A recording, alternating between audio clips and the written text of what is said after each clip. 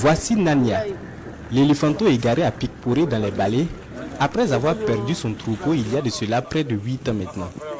Orpheline a seulement 3 mois, elle a pu trouver dès les premières heures soins et confort auprès des populations dans cette partie du Burkina Faso. Au départ, c'était assez difficile. Il fallait du lait, il fallait des éco-gardes pour le garder, tout ça.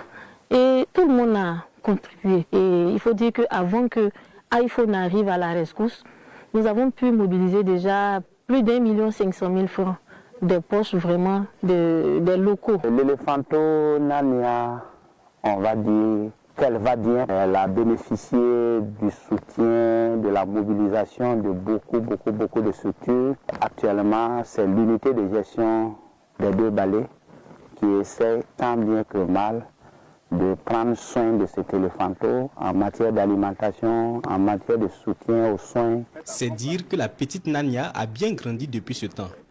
Même si elle est prise en charge au sein de l'unité de gestion du parc des 2 balais, elle demeure loin des siens, dans son milieu naturel. Nous sommes toujours en train de faire des efforts pour qu'elle soit réinsérée dans le milieu naturel. Notre objectif, c'est vraiment que Nania puisse intégrer un troupeau d'éléphants, puisque là où elle est localisée, nous pensons, non loin d'un cours d'eau, que des troupeaux viendront et nous allons voir petit à petit si elle va accepter suivre un troupeau et se réinsérer dans le milieu sauvage.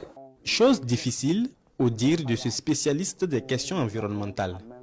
Aujourd'hui, avec la fragmentation de l'habitat due aux activités agricoles, les pratiques d'orpaillage ainsi que les changements climatiques qui restreignent la mobilité des troupeaux d'éléphants. Sa réinsertion reste donc un défi. Ce mammifère, aujourd'hui au corps massif, a été retrouvé dans la nuit du 7 au 8 septembre 2017 à Pikpuré.